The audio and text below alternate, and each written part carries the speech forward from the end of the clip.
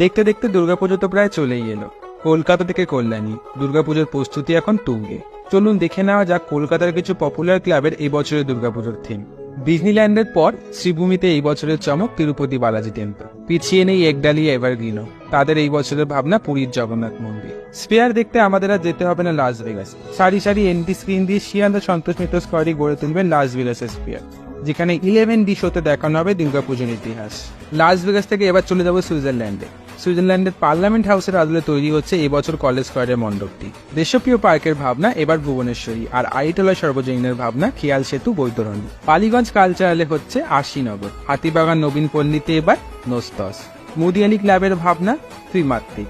Dumdum park তরুণ সংঘের এবছরের theme মুক্তধারা। তালা প্রত্যয় বিমূর্ত।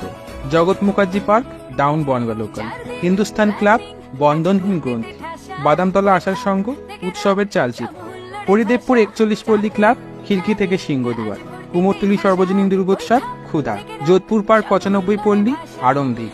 হিন্দুস্তান পার্ক সর্বজনীন এই বছরের ভাবনা কল্প ঋতুর গল্প কথা।